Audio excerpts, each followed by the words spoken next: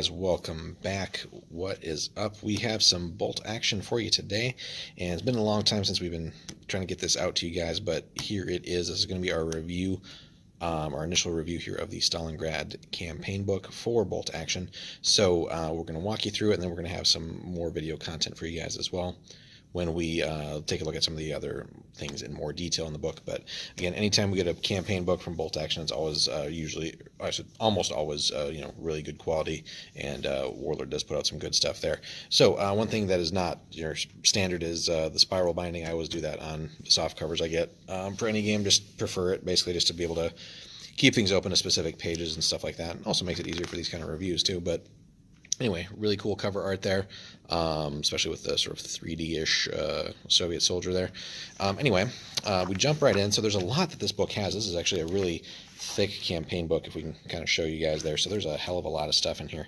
So if you definitely want, or if you're looking to play Eastern Front, Stalingrad specifically, but there's just so much good stuff in here for you guys. So kind of a quick overview, right? So we get, again, the sort of historical background, various scenarios that walk us through the preliminary stages of the battle, things leading up to it, the various back and forth fighting, street fighting and all that stuff, house to house and all that, and then the gradual sort of envelopment and final sort of doom of the army there, the German army in that area.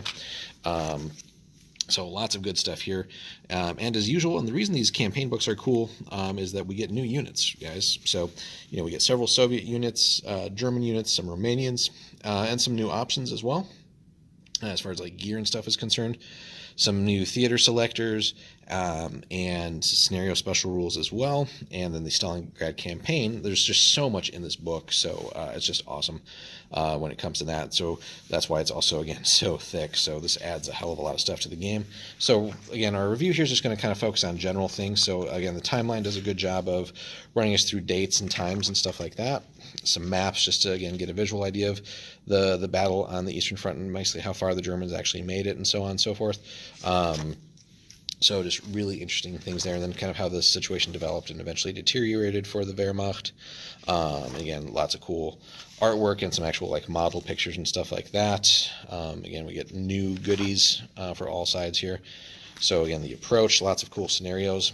And yeah, again, this book just walks through all kinds of different scenarios that are relevant for that, and they're cool just to test out too, if you don't want to specifically, pit Soviets, Germans together, or against each other, I should say.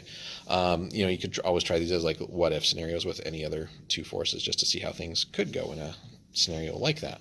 But again, as normal, the missions really do a good job of background, and again, not all these are going to be perfectly balanced for campaign, or not campaign, a competitive setting, but again, this is a campaign book, guys. So that being said, missions can always be tweaked a little bit if you are a little bit more on the competitive player side. So you get all kinds of new goodies, this militia squad here, lots of new things, new flavors for the game here.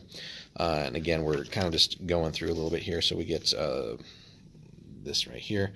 So rules like fuel shortage, ammo shortage, supply dumps, just lots of, or supply drops, I should say.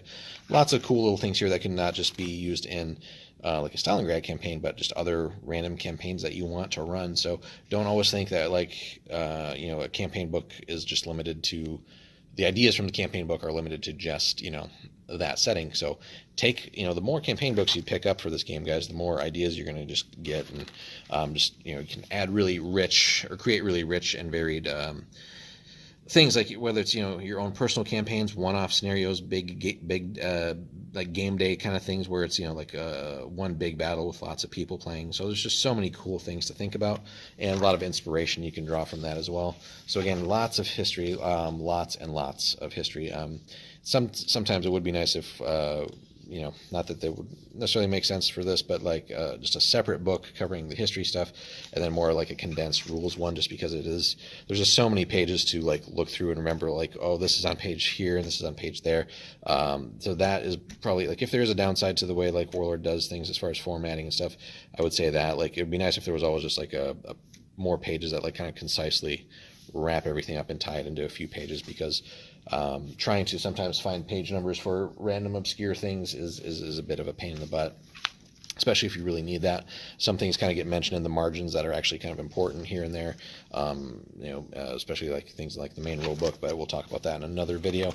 But again, and the cool thing is this release also saw a slew of new terrain from a lot of the typical manufacturers out there. So, things like, let's see, Warlord, I know, partners with Sarissa on a lot of things. There's TT Combat, of course. They make a lot of good stuff. So if you haven't checked those guys out, for sure. And there's, of course, any number of other companies, but you can also, scratch build, of course. So it's great to have that skill as well in your hobby repertoire.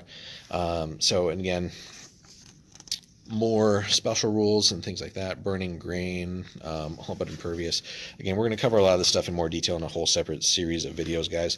So I realize we are kind of, just flipping here pretty quickly. But just to give you an idea of everything that's in here. So, and this just does such a great job of basically running through the whole campaign.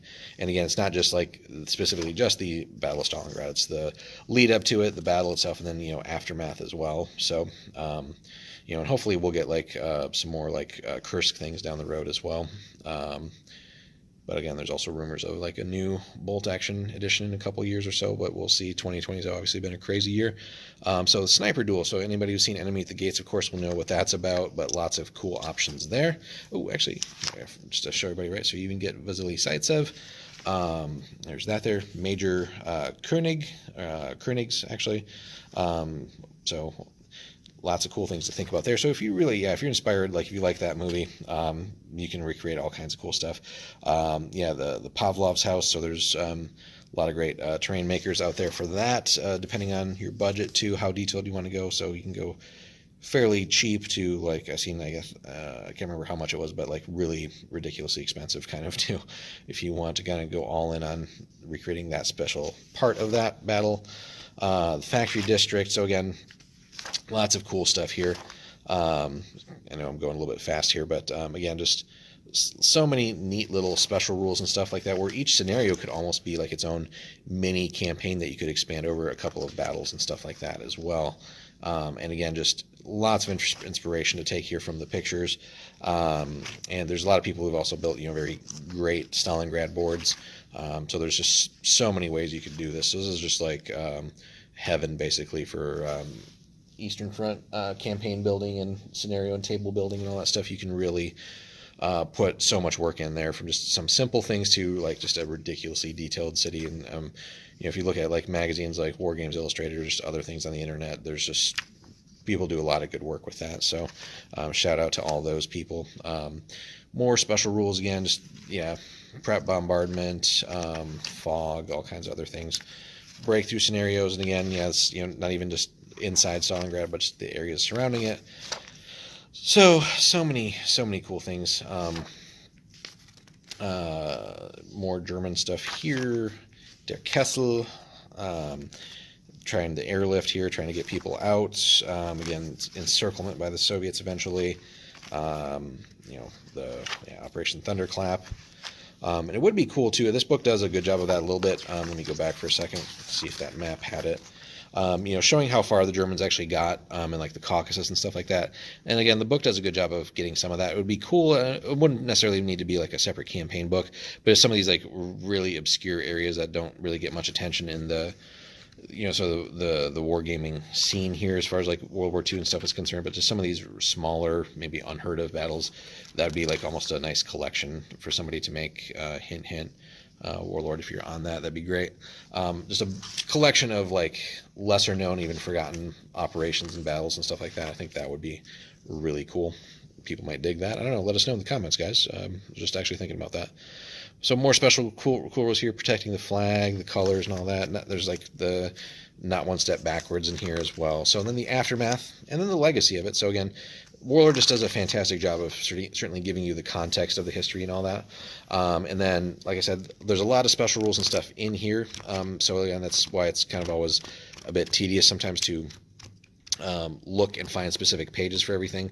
So, you might use like tabs or stickers or something just to remind yourself where all this is, or other references. But that would be something that I would say needs improving with the various books, just more clear ways to know where things are and what pages. I know the front has that to an extent, but it's not always easy to find everything you need. Then the new thing, so you get was it Frontnik Commissar, Politruk. What else we got here? Infantry, so a sniper detachment. So lots of cool stuff here. Was this something Aichata squad? It's unfortunate that the spiral is like punching that through there. But lots of cool things here. So more sniper, or Zaichata, there it is. More sniper related things. Student officer squads, storm groups, vehicles, and it would be cool. I mean, we did get some model releases and stuff like that too, but that's one thing too where like just I would love to see more releases to support that. Almost like the way like GW tends to do things now. So a lot, just not just the books, which are great, but like really accompany that with more miniatures of various kinds. I know we got some stuff, but same thing going back to like the Desert War books and stuff like that, Desert Campaign. So a lot of cool stuff for was it Africa Corps and 8th Army to really flesh those out, but there's still a lot more that's missing currently. So that would be my 2 cents on that. German stuff, Alarm Unit, Panzer Grenadier Squad, Jaeger Squad, Croatian Legion. So there's lots of goodies in here. Vehicles, you get Sturmboot 39, Schlauchboot 3M, Schlauchboot 5.5 meters. Romanian units get some goodies too. So you get the Tankette there. There she is. Or one of them, I think. What else we got here? Some other options. So demo charges, messengers, rifle grenade adapters, theater selectors. So, and again, we'll cover all these things like in their own separate videos and series. So there's a lot more Stalingrad content to come, guys. Again, I know I'm flipping through pretty quick here, but just as you know, we're on page 144 here. So this is just so much stuff, and there's still a decent little chunk left here. Again, lots of more theater selectors to try out for this. Romania gets some goodies too. So again, it's not even just a German-Soviet thing. You get other goodies in here. And then more scenario special rules, so bombardment, snow, digging in. So yeah, this is like just such a great book, and it'll take you a while to digest the whole thing too. There's so much stuff in here. Really, even just like after like reading through it once, you got to go back and just absorb more of it. So, but and again, like I said earlier in the video, don't just think that this is only applicable for Stalingrad. Take some inspiration from all these special rules and stuff like that to sort of customize other scenarios that you could apply in other battles and theaters of the war. So you can certainly recreate all kinds of other interesting things. So there's here's some city fighting rules with rubble and all that stuff. Again, some really nice artwork there. Buildings and sewers. You know, I think I've seen a few where people have actually built like a separate sewer level for like their boards where it's got, you know, all kinds of branching paths in there. It's obviously just like infantry, so a lot of close quarters fighting. Things like battlefield damage, protracted battles, and then the actual campaign rules, right? But wait, there's more. So at the back of the book here, we tuck in very solid campaign play with scenarios and how to do that. Again, sort of a rough overview of Stalingrad there. And then some campaign play sheets as well. So again, photocopy those off. I think they might be also available as a download. If not, it would be cool to have those as a download. I'm sure somebody's converted these into PDFs or something by now as well. Or if you've bought the digital book, of course, that makes that nice and easy. And then last but not least, some credits and stuff at the end to wrap things up. But yeah, guys, this is the Stalingrad book. So again, Warlord always is doing good work when it comes to these. And like I said, it'd be nice too to then see like a little bit more with Kursk and Bagration and stuff like that as we get more towards late war and stuff like that. But yeah, more on the Eastern Front. So definitely a worthy pickup if you are a German or Soviet player, of course. Romanians, of course, get a little bit of love in here too. But just even if you know, here's the idea. If you play none of those and you don't really care about the Eastern Front at all, again, there's so many good pieces of information here just to spice up your battles with other special rules, certain scenarios that you could adapt for other theaters and things like that, other armies to square off.